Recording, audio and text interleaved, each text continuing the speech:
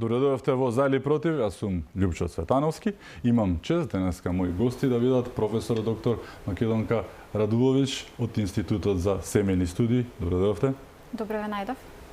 Професор доктор Ангелка Кескинова од Институтот, раководител на Институтот за семејни студии. Добредојавте. Добре ве најдовме. В четврток доаѓа еден голем ден и за Македонија и за вашиот институт. Зборуваме за меѓународниот ден на семејството, ќе се одбележи со сите нишани, пригодна програма има целосно која што имате подготвено токму вие, но еве меѓународен ден на семејството. Што представува овој меѓународен ден на семејството и зошто е, на пример, зошто би бил толку битен? Па овој ден е прокламиран од Обединетите нации уште во 1993 година и од тогаш нааму се прославува насекаде во светот. Целта е да се поттикнат прашањата за социолошките, демографските, економските и други предизвици кои што ги засегаат семејствата и воопшто да се поттикне свеста за значењето на семејството на едно глобално ниво. Обединетите нации секоја година имаат различни теми за прославување на овој ден. А ние исто така веќе 10 години го прославуваме овој ден, така што можеме да кажеме дека веќе ни прирасна во традиција. И секоја година имаме различни активности, панел дискусии, трибини, работилници со деца од училиште, од градинка. И секогаш исто така гледаме тоа да биде на некоја различна тема во согласност со темите на Обединетите нации или тема што ние сметаме дека е важна за нашето општество. И мислиме дека и на тој начин можеме да придонесеме да се актуализираат некои прашања, проблеми, предизвици кои што ги засегаат семејствата. Како ќе се одбележи оваа година? Оваа година имаме повеќе активности кои што ги организираме заедно со Факултетското студентско собрание. Имаме работилница со деца од основното училиште Љубен Лапе, кои што ќе работат заедно со нашите студенти. Работилницата е на тема Го сакам моето семејство, тие ќе изработуваат цртежи, боенки, ќе зборуваат за семејството, за улогите во семејството, семејните вредности и така натаму. И во исто време имаме панел дискусија на тема важноста, односно потребата од семејната едукација во Република Северна Македонија. Ве молам без Северна само во емисија. Пред да продолжиме со добро, тоа е официјалното име. Така, добро, но во емисија поради мене како домаќин и поради аудиториумот ве молам без та. Пред да започнеме со панел дискусијата, ќе имаме презентација на анализа истражувачка студија која што ние спроведовме на нашите студенти и на други млади лица од нашата земја, која што прикажува резултати за нивните ставови и размислувања во врска со семејството, меѓутоа и потребата и важноста на семејната едукација. И конечно на крајот имаме и промоција на студентското списание кое што нашите студенти го подготвуваат секоја година и го промовираме на овој ден и повторно има содржини поврзани со семејството, бракот, родителството и слично. Професор Кескинова спомена токму професорката Радуловиќ дека е предвидена презентација на анализата од оваа истражувачка студија. Може ли еве за гледачите да споделиме пред да се тоа направи нели на денот кога ќе следува да споменеме дел од некои од овие заклучоци? Имаме ли ние некакви содржини од семејната едукација во училиштата и каков е ставот, да речеме, на младите околу ова прашање? Така. Институтот за семејни студии често прави истражувања, најмногу ги сакам истражувањата на младите, на нашите студенти, бидејќи кога би ги знаеле ставовите, интересите, предизвиците, би знаеле што е нешто не очекува во блиска иднина. Ова истражување беше со студентите за младите лица. Имаме примерок од 420 млади лица на возраст од 18 до 25 години, што значи дека примерокот ни е доста релевантен, репрезентативен, па можеме да зборуваме за некоја слика која што се случува во општеството кај младите лица на оваа возраст. Истражувањето ни е поделено на 3 значајни дела. Првиот дел ни е во какво семејство живеат младите лица денес, како они го перцепираат семејството во однос на функционалноста. Второто е баш тоа, дали до сега имале некаков тип на семејна едукација, која спроведил таа семејна едукација. И третото, најважно за еднината, која е перспективата на семејната едукација во нашата земја. Во однос на првата компонента, најголем дел од младите лица се соочуваат со секојдневни проблеми, проблеми од секојдневието, така речи, и тоа не би биле лоши проблеми, доколку станува збор за функционално семејство, кој што има капацитет да ги решава тие проблеми, кој што би имал добри комуникацијски вештини, стратегии, добри граници и така натаму, што значи дека проблемите не се од голем обем ако станува збор за функционални семејства. Но вториот податок е дека скоро 80% од овие семејства изјавиле дека имаат недостиг на комуникација во својот дом, што во суштина на вистина едно значајно поле за работа во насока на семејната едукација. Понатаму ова може да го поврзиме со едно од прашањата. Имавме едно прашање во кое што викаме кој според вас е најчестата причина за развод. И тоа е тоа.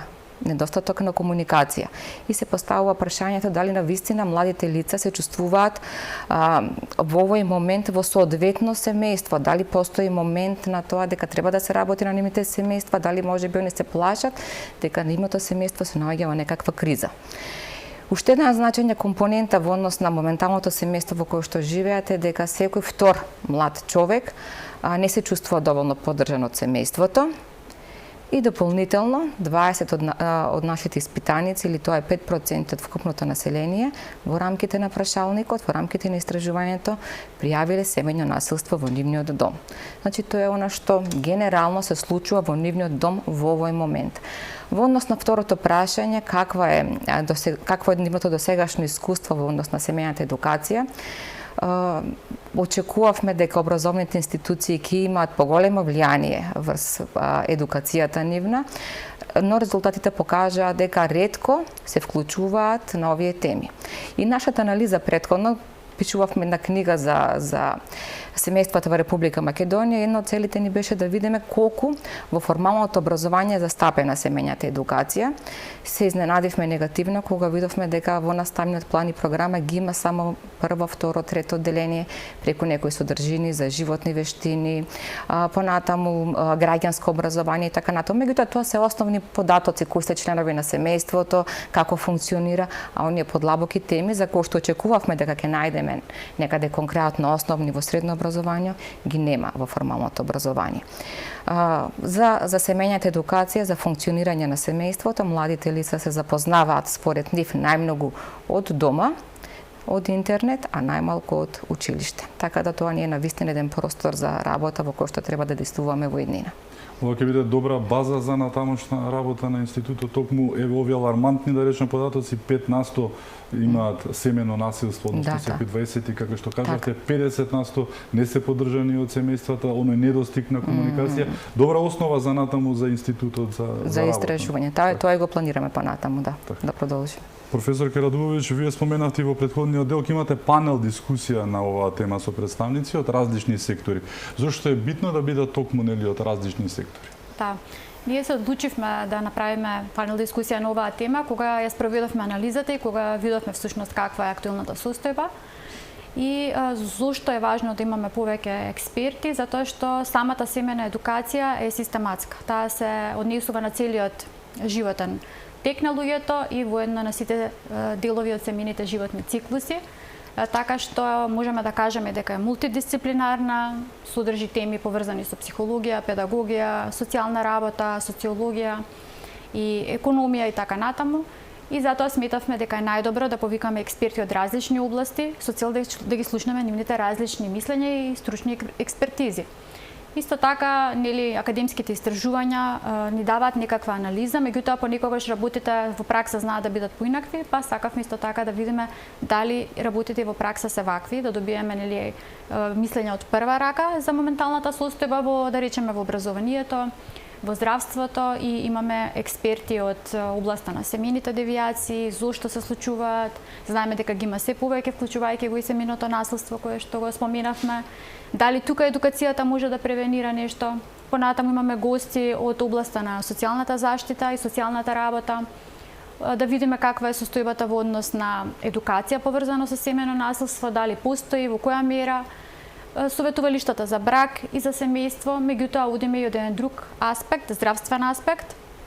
Имаме гости од професори од фармацевскиот факултет и од една невладина организација за семено здравје и репродуктивно здравје.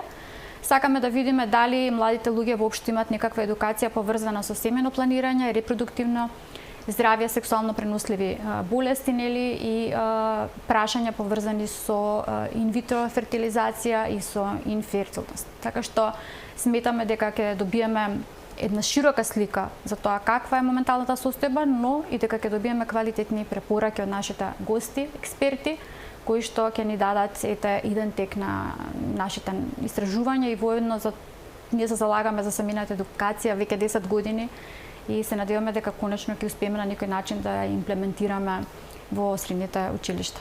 Комуницирате со власта, со институциите кои што се надлежни за тоа, за промоција токму на овој став? Да, ние постојано апелираме, зборуваме и кажуваме воедно, споделуваме податоци од други истражувања кои говорат за позитивните ефекти на семејната едукација и навистина сметаме дека треба да биде слушнато. Да.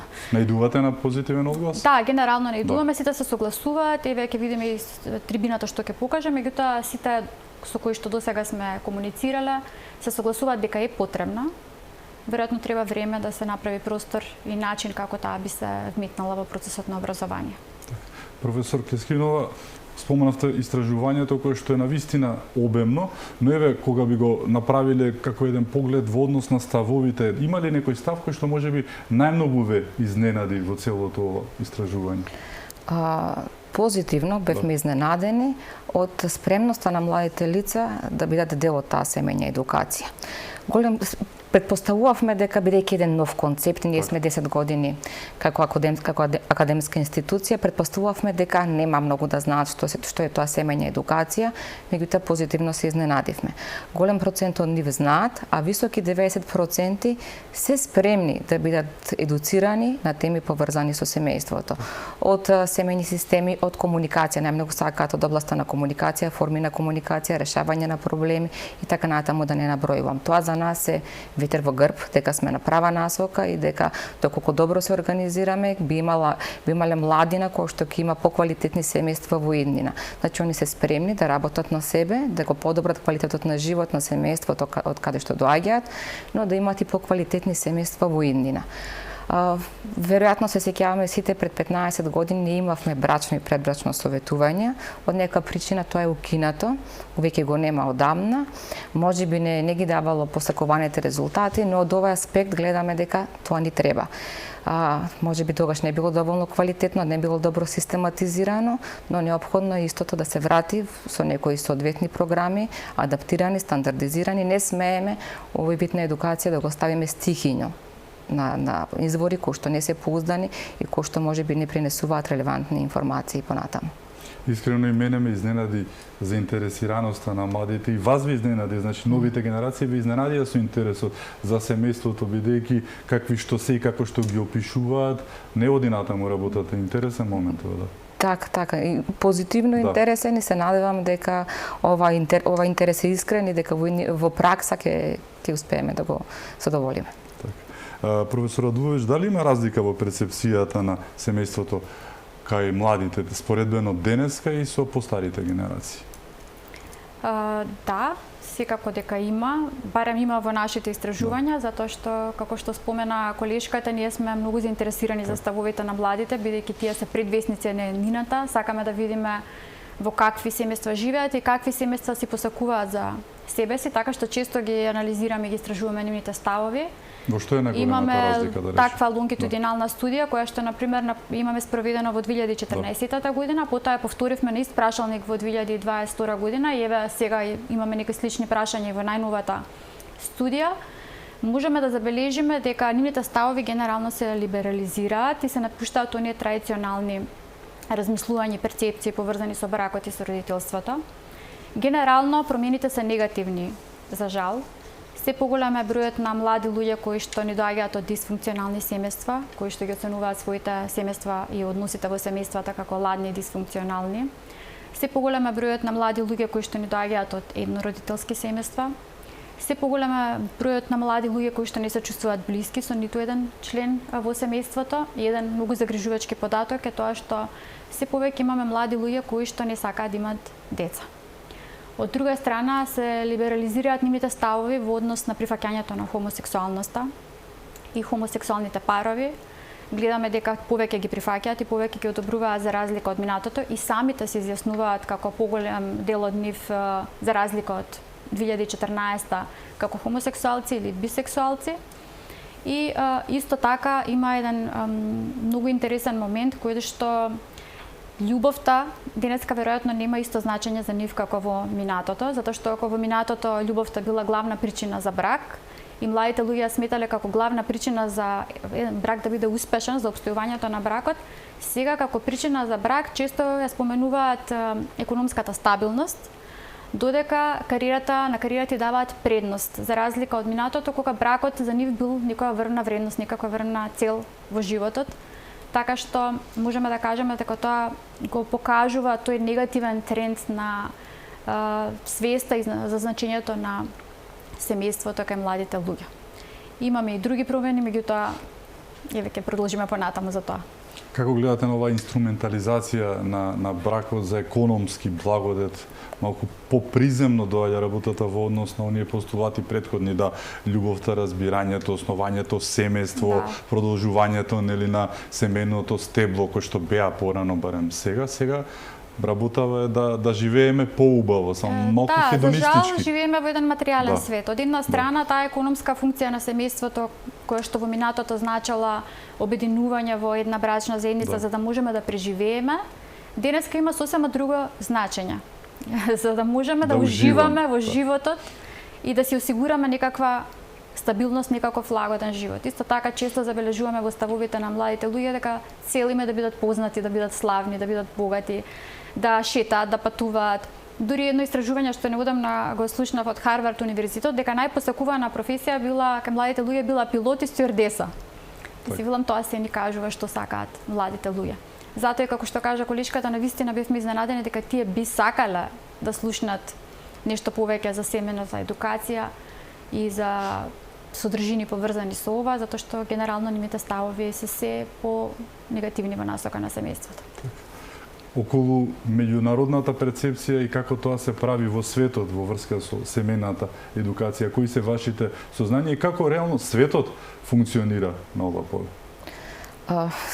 Семејната едукација е прифатена ширум Европа.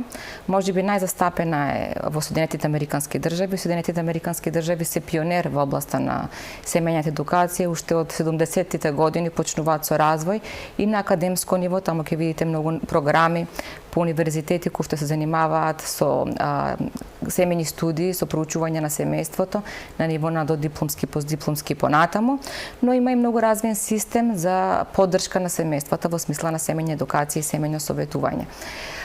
Слични искуства има и низ Европа, има и низ скандинавските земји, Германија, Франција и така натаму.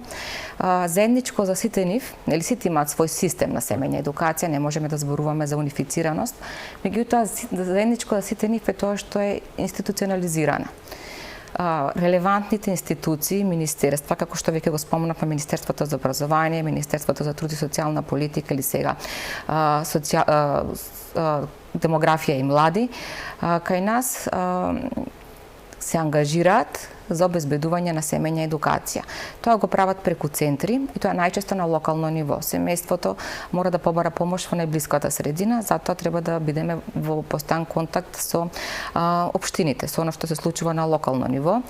Го прават во предучилишните и училишните установи, можеби ќе се изненадите, но Финска, која што нас не е репер за образовниот систем, има вклучено семејната едукација во формалното образование, заедно со Норвешка. Што значи дека постои каква основа за воведување на ваква едукација и во нашиот образовен систем. Во сите години од основното образование? Не во сите години и меѓутоа преку наставни содржини адаптирани за сите години. Ги има и од предучилишно па понатаму.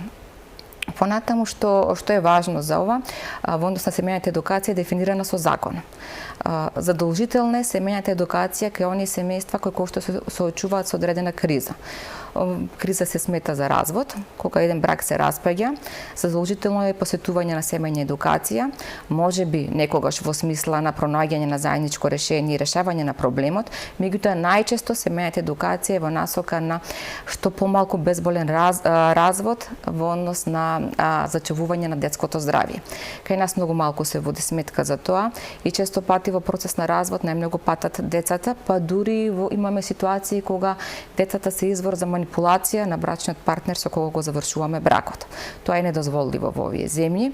Понатаму се обезбедува семејна едукација на семејства кои што се соочуваат со болест во семејството, долгогодишна болест, семејна едукација на лица кои што се соочуваат со дете со попреченост во семејството. Тоа би една трајна состојба хронична која што го заморува, го исцрпува семејството од финансиски, од социјален, од многу аспекти. Со тек на време семејството станува немојно да функционира.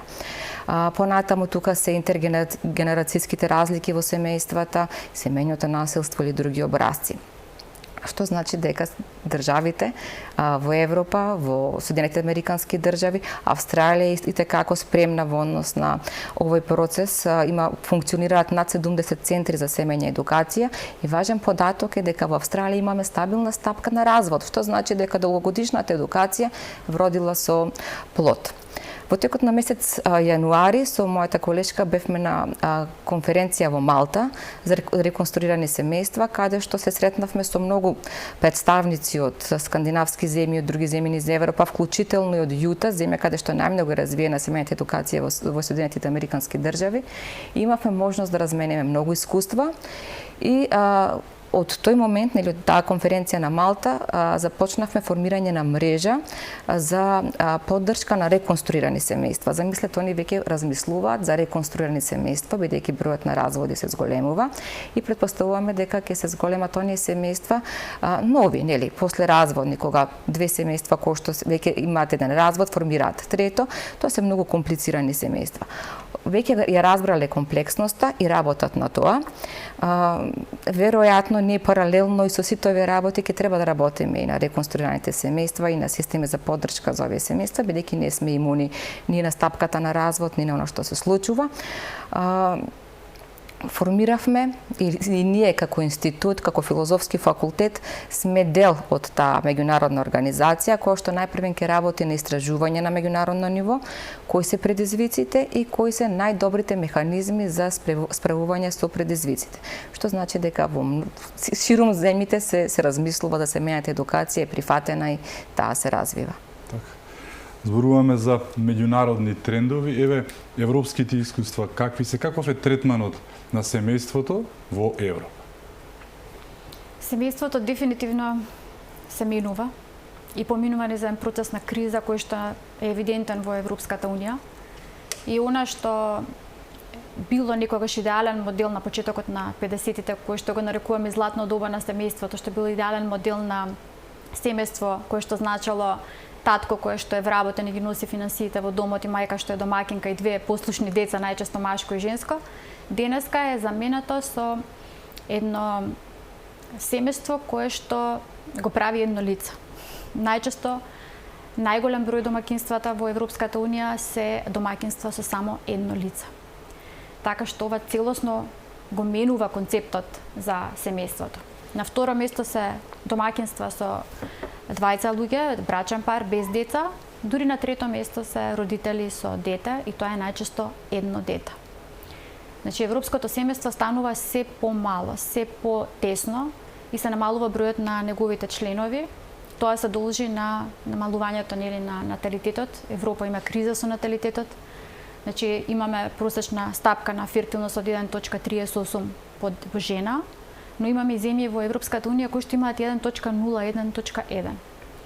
Во доста земји во Европската унија, всушност бројот на домакинства кои што имаат миленичиња официјално го надмина бројот на домакинства каде што имаат деца. Всушност само 23% од домакинствата во Европската унија вклучуваат деца. Замислете, останатите 70 колку се не вклучуваат 77 деца во домакинството, што е навистина погубно. Уште поалармантен податок што го прочитав е тоа дека во многу земји во Европската унија над 40% од младите луѓе мислат дека е исто дали имаш куќа или дете, односно дали дека миленичето може да го замени детето. Што е навистина фрапантно. Се зголемува бројот на разводи, континуирано се намалува бројот на бракови, имаме голем број на вонбрачни заедници, над 42% од децата се родени во надвор од бракот, така и некои земји овие проценти одат и над 60, над 70, како Франција, Бугарија, например, децата се раѓаат надвор од брачната заедница. Така што оваа демографска криза и старењето на населението, знаеме дека луѓето живеат се подолго, животниот век се зголемува, прави една голема демографска криза во Европската Унија. И Европската Унија се концентрира, сега дури почнува да се концентрира на овие прашања и на значењето на семејните политики поврзани со семејствата, затоа што тоа влијае и на економијата, на развојот на општеството. Сега тие се уште се снаоѓаат со увезување на мигранти, но тоа го поставува прашањето на тоа кој ќе се грижи за толков број на стари луѓе, доколку немаме деца кои што се раѓаат. Така што главните прашања во Европската Унија се однесуваат токму на овој проблем. Каде е најалармантно во, бидејќи сте ги гледали истражувањата, во кои земји од Европската Унија е најалармантно, а во кој пак е најрелаксирано, да речем, во однос на семејствата, на бројот на децата и на семејствата? Генерално, најлоша е ситуацијата во Шпанија, во Малта, во Португалија. Скандинавските земји исто така имаат проблем со наталитетот. Подобра е ситуацијата во Бугарија, во Романија, во Франција и покрај тоа што се раѓаат деца надвор од бракот, во најголема мера имаме пак една повисока стапка на фертилност. Додека во Малта, например, имаме 1.0, така нешто. Значи, толку мала стапка на Германија, исто така, Италија. Во овие земји што ги спомнав дека домакинствата ги надминуваат, домакинствата со миленични ги надминуваат домакинствата со деца, се всушност Италија, Португалија, Шпанија. И така натаму. Како се тоа допира до нас и како оваа ситуација од Европската Унија се пресликува во Македонија? Каков е нашиот однос кон тоа што се случува таму? Нормално е да се пресликува, затоа што ние сме на европското географско подрачје и нашите тенденции се за членство во Европската Унија, плюс и глобализацијата се го прави своето. Овие работи што се случуваат во Европа се од поодамна присутни во многу европски земји и во суштина колку земјата е по-демократска, толку овие промени се поинтензивни и порано се случувале, за разлика од, например, во скандинавските земји, за разлика од земјите во југоисточна Европа. Меѓутоа, секаде се тие промени присутни и покрај тоа што доаѓаат можеби со послабо и позабавено темпо кај нас, сите овие параметри што ги споменав за Европската Унија се присутни кај нас. Да бидеме реални, Македонија има исто така стапка на фертилност колку што и Европската Унија. Можеби по-мал е бројот во однос на вонбрачното родени деца и на разводите, меѓутоа сепак забележуваме тенденции на послабо стапување во брак, подоснежно стапување во брак, поголем број на разводи, зголемување, реков, на еднородителските семејства. И ние последниот попис ни покажа дека и кај нас расте бројот на брачна заедница без деца, 30, дури 30% од домакинствата во Македонија се брачни партнери без деца, што исто така една голем процент за нашата земја. Така што сите овие трендови се случуваат. Во однос на законодавството се приближуваме кон Европската Унија. Европската Унија значително се залага за родова еднаквост и за добробит на детето. Значи, тие се едни од трите димензии на Европската Унија, врзани со семејството, така што веќе забележуваме доста тенденции во смисла на препораки, во смисла на менување на документи, на регулативи поврзани со ова прашање. Но некако се уште мислам дека доцниме во однос на некои работи како што се флексибилно работно време, например, или пак татковско отсуство, родителско отсуство, тие се уште кај нас не се застапени во законодавството. Современото семејство се соочува со многу предизвици, но кога би издвоили еден, кој би бил најголемиот предизвик за современото семејство? Така, ние во текот на разговорот спомнавме многу предизвици, како што се проблеми со комуникација на семејните членови, индивидуализмот. Меѓутоа, ако треба да се одлучам за еден, или кој што ете моментално не актуелен и меѓу нас, тоа би бил балансот помеѓу работата и семејството. Сепак живееме во традиционално семејство, колку и ние да ги прифаќаме современите трендови, доминираат оние традиционална поделба на улогите проблемите во семејството, имаме мајка од која очекуваме жена да се грижи за домот и да е доминантна во процесот на воспитување на децата, и имаме татко кој што треба да се грижи за обезбедување на финансии во домот. Тоа значи дека мајката, па дури статистиката покажала дека мајката, односно жената, поминува 2 часа повеќе во просек во текот на денот во домот во споредба со таткото. Тоа значи дека на мајката, односно на жената, ја ставаме пред една дилема. Дали од една страна ќе се одлучи за професионалниот развој, дали тоа време ќе го посвети на кариерата и за сметка на тоа ќе пати семејството, или ќе стапи покасно во брак, или ќе се одлучи за помалку детно семејство и така натаму, или пак ќе се одлучи за семејството, да се фокусира на семејството, на семејната грижа, но за сметка на тој фокус ќе пати кариерата и нејзиниот професионален развој. За жал, многу жени се соочуваат со таа одлука и зависи која страна ќе натежне, на таа страна одат. Тоа се одразува и врз оваа демографска криза која што веќе ја спомнавме. Пред октомври месец имавме конференција со која што го одбележувавме 10 годишнината од нашето постоење. Балансот помеѓу работата и семејството ни беше центарот на таа конференција. Организиравме панел дискусии заедно со представници на владини, невладини представници од приватниот сектор. Дефинитивно се прави нешто за промена во оваа насока, промена на законската регулатива, флексибилноста, како што ја спомнавме веќе во работното време, но се уште имаме многу работи кои што треба да ги направиме. Се уште жената е многу помалку присутна на пазарот на трудот.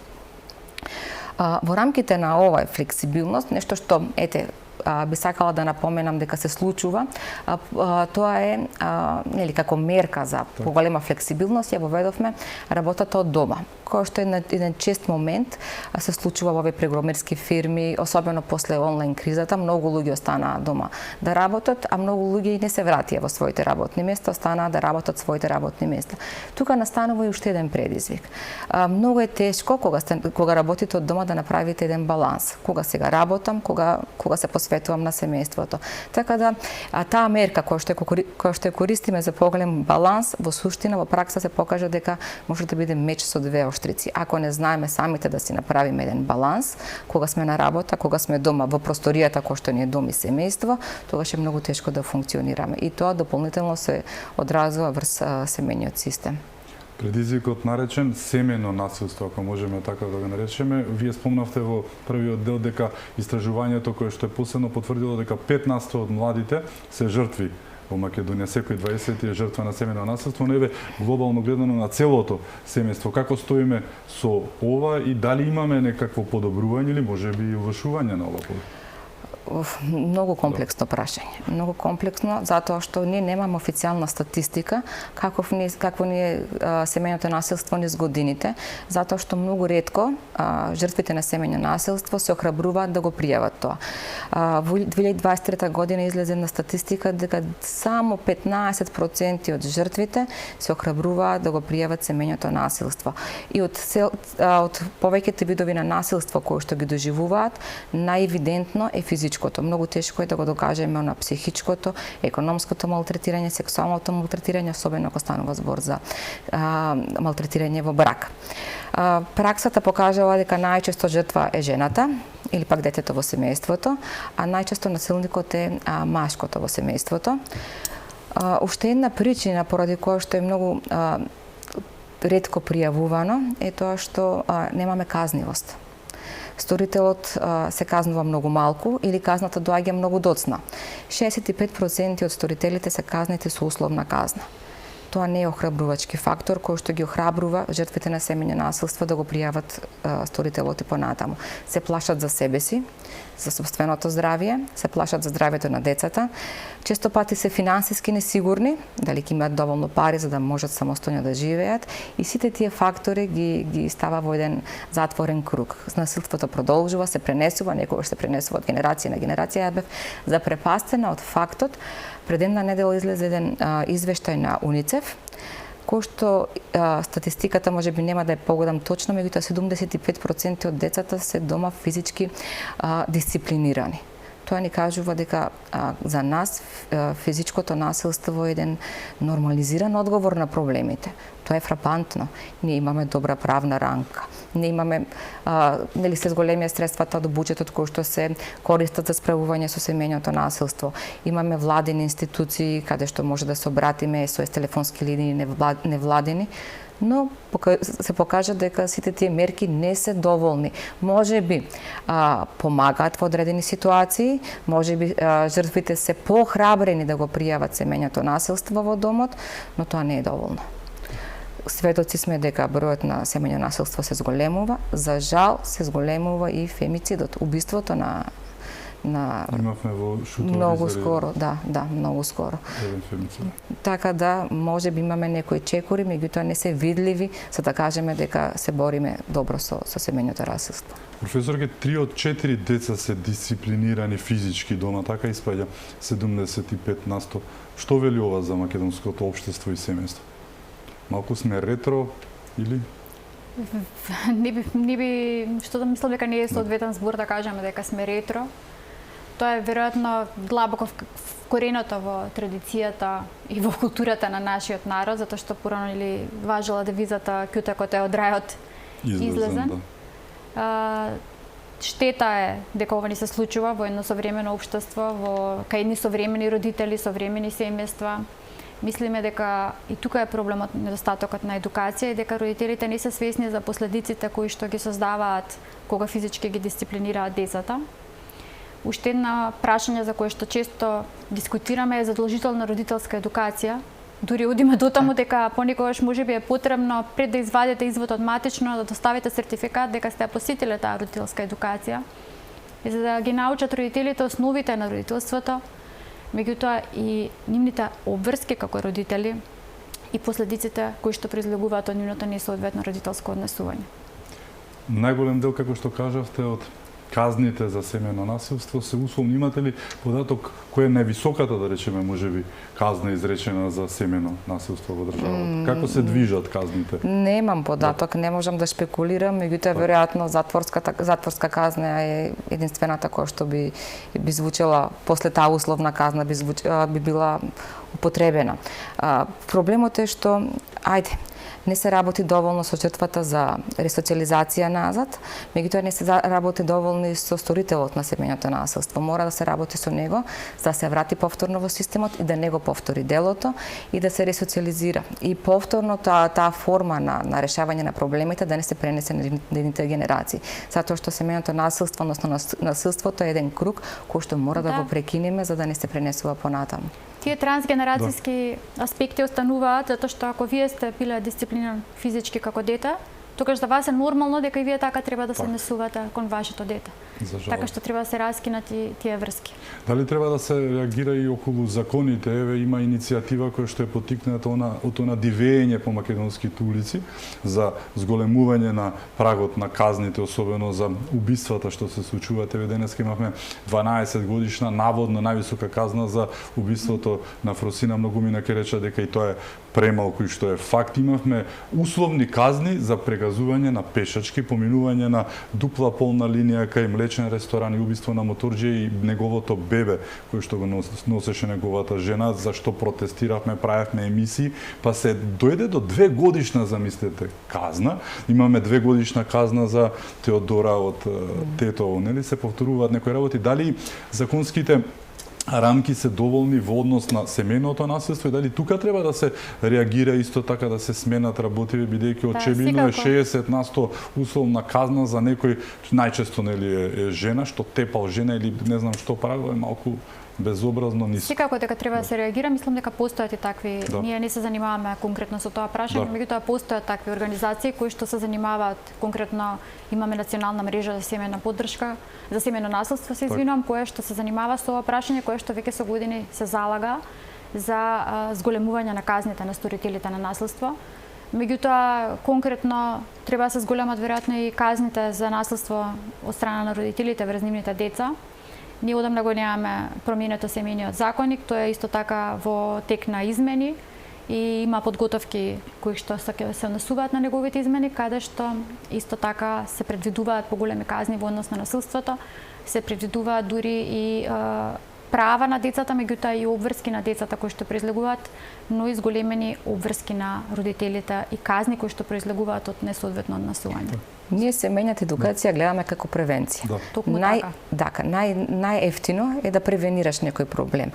Преку семејната едукација, кој е добро развиен систем, ќе знаеме како да го решаваме проблемот, на кој начин треба да се пристапиме, што е добро, а што не. Не може да се нормализира физичкото насилство, не може тоа да оди од генерација на генерација.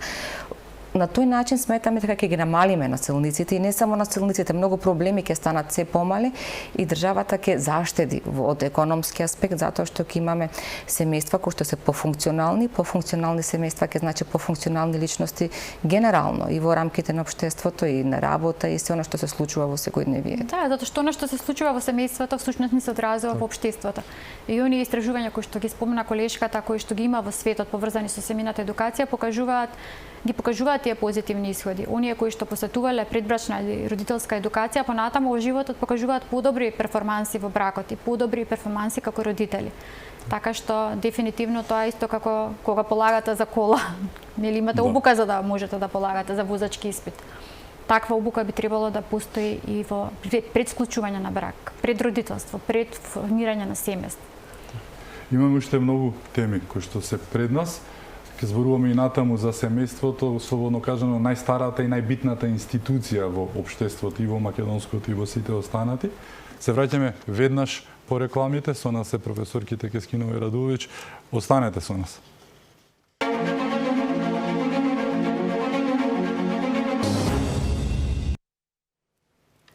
Се враќаме во За или против. Мои гостинки се професорката Радуловиќ и професор Кескинова од Институтот за семејни студии. Професорке Радуловиќ, професорката Кескинова го спомна оној момент за балансот, потребата од баланс меѓу работата и семејството како еден од реално кажано најголемите предизвици. Еве како до поголема, подобра рамнотежа во овој однос. Веројатно никоја нема. Да, современ живот си носи, да. Вистинската формула за тоа. Очекуваме дека со понатамошниот развој на семејството и се поголемите предизвици и динамичниот начин на живот уште повеќе ќе се зголемува овој предизвик. Тој е присутен секаде кај сите современи семејства и дебатата што ја спомена и колешката за нашата конференција каде што имавме голем број на успешни жени кои што разговараа на ова прашање, значи дефинитивно сите се соочуваат со овој проблем како да успееме да направиме некаква рамнотежа помеѓу семејниот и работниот живот. Од една страна тоа го бара нели динамиката на животот, обврските кои што ги имаме, меѓутоа од друга страна и се поголемиот број часови кои што ги поминуваме на работа. Како до подобар баланс? Важно е да смениме нешто или да се потрудиме да дојдеме до овој баланс во рамките на семејството, да поставиме граници. Да поставиме граници на работа, меѓутоа да поставиме граници и дома. Да комуницираме, да се договараме, да зголемуваме свесноста за значењето на еднаква распределба на улогите во домот. Некои наши истражувања покажуваат дека жените се задолжени за 70% од работите во домот и дека тие се главните кои што се грижат за децата и за постарите. И некако мене ситуацијата со ковид ми покажа колку сме лоши во однос на ова прашање, затоа што кога требаше да се одлучи кој ќе остане дома да се грижи за децата, за болните, за постарите, во 95% од случаите тоа беа жените кои што остануваат дома да се грижат. Да, ма не сме толку и ние за баталија. Такви сме. Да. Такви сме за жал и од друга страна тоа ги прави жените помалку конкурентни на пазарот на трудот и да ќе речеме дека невработеноста на мажите и жените е слична. Меѓутоа економската активност на жените покажува дека таа не е задоволителна. За тоа значи дека имаме жени кои што не се вработени, меѓутоа и не се пријавуваат нели како невработени. Така што не се вработени, сакам да кажам, меѓутоа и не се пријавуваат како невработени, што значи дека остануваат дома да се грижат за децата, за постарите или работат некои домашни работи. Така што многу е важно да се распределат обврските во домот. Да се побара помош од поширокото семејство, од партнерот. Некогаш и самите сме виновни кога не бараме помош околу обврските кои што ги имаме дома. И потоа ни доаѓа некако премногу од сите овие обврски. Така што помош треба да се побари, треба да се одвои време и за себе си, затоа што најголем дел од жените со кои што разговаравме кажаа дека често имаат burn-out, значи прегоруваат од преголем број обврски и на крајот не се добри ниту за себе си, ниту за семејството.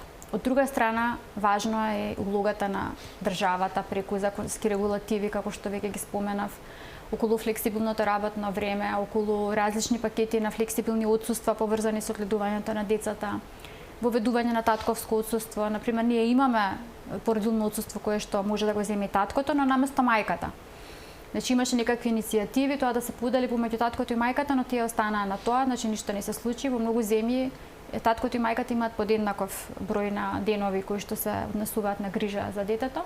Додека кај нас е покрај тоа што таткото има избор, во најголеми дел од случаите тоа нели мајката зима родителско, односно породилно отсуство. Така што тука можеме да придонесеме поддршка на млади луѓе, на семејства кои што имаат деца, исто така од работодавците е важна, со цел да се овозможи тој баланс помеѓу работата и семејството.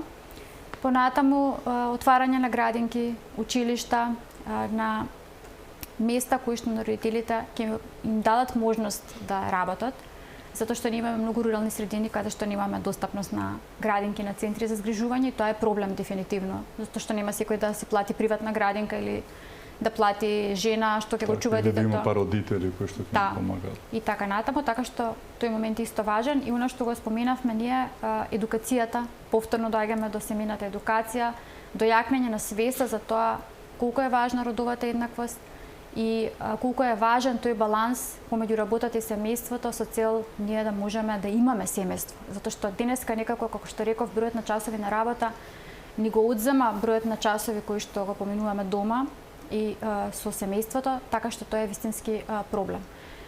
Значи мора да се направи нешто кое што ќе ги поддржи младите луѓе да може да балансираат помеѓу овие две аспекти. Затоа што кога младите жени ги ставате во позиција да бираат помеѓу работата и семејството, гледаме дека младите жени најчесто избираат кариерата. И тоа е една од причините заради кои што немаат деца или заради кои што го одложуваат раѓањето, а потоа кога ќе решат да имаат деца веќе е предоцна.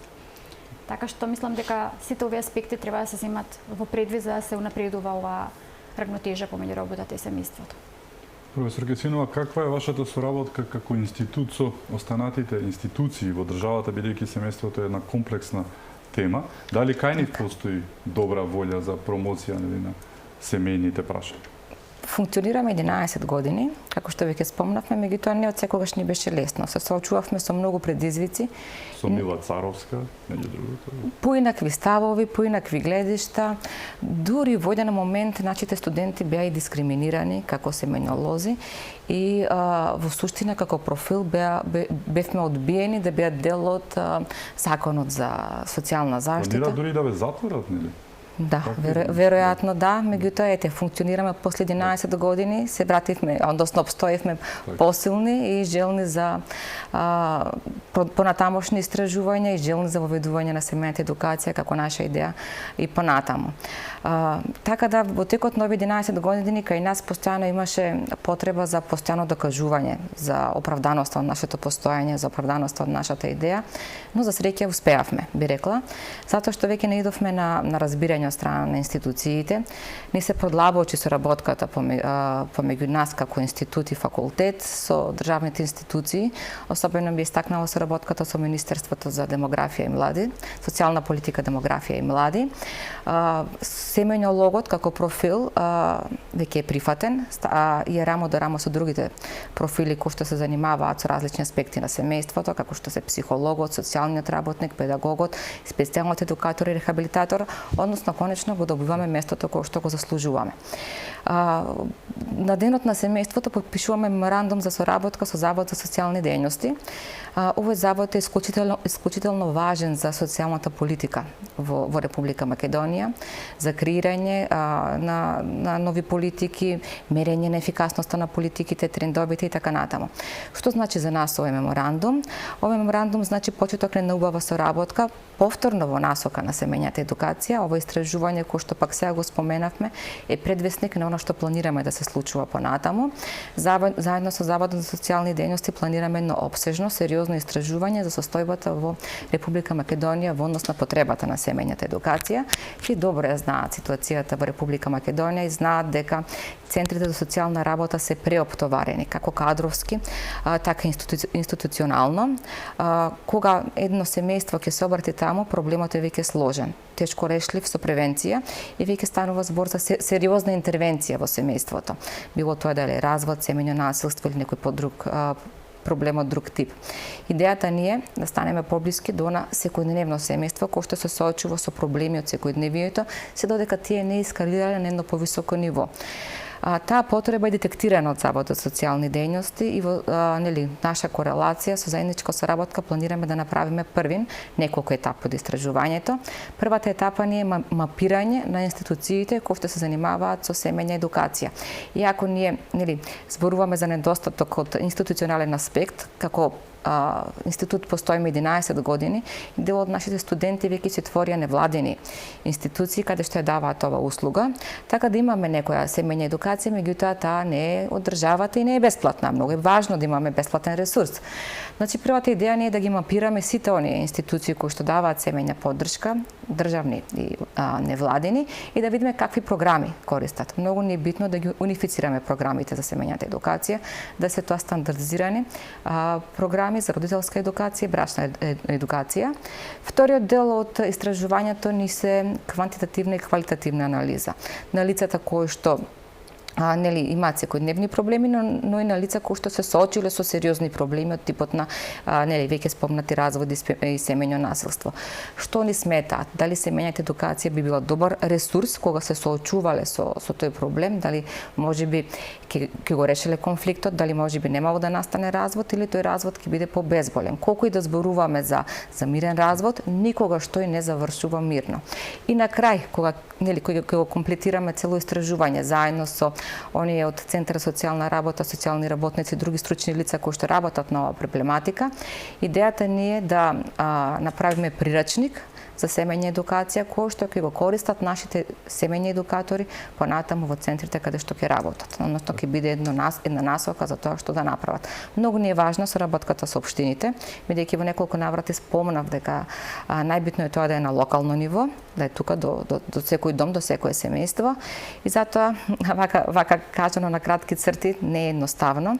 Го планираме во текот на наредните 2 години и се надеваме на соработка на сите овие институции за да може да се имплементира соодветно и квалитетно. Така. Влеговме во еден реален час скоро во етерот. За крај, која е еднината на семејството и вашата порака и до семејството, но и до институциите на системот? Еднината на семејството во периодот кој што доаѓа, за жал не ја гледам позитивно. Очекувам дека со демографската криза ќе се продлабочи всушност и дека семејствата ќе стануваат се помали, и она што се случува во Европската унија, каде што споменав дека најголем број од домаќинствата се самци, ќе се случува и кај нас. Семејствата ќе се соочуваат со поголема несигурност и нестабилност, затоа што се поголем број на млади луѓе ќе треба да се грижат за поголем број на стари луѓе, што од друга страна ќе влијае негативно врз економијата и врз општеството. Тој birth gap ќе станува се поголем всушност и се поважен за нашето општество. Очекувам дека семејствата исто така ќе имаат се поголеми родителски предизвици, затоа што добро познатите родителски стилови кои што некогаш постоеле сега се заменуваат со нови и нејасни се границите помеѓу родителите и децата. И тука би го спомнала и учеството на технологијата која што зазема се поголем замав. Па оттаму мислам дека и вештачката интелигенција ќе има се поголемо влијание врз семејниот живот и врз семејната динамика. Моја порака, која што би била, можам да ја насочам во 3 аспекти. Прво, мојата порака до младите би била тоа дека сакале ние да признаеме или не, цивилизацијата зависи од младите луѓе, од нас.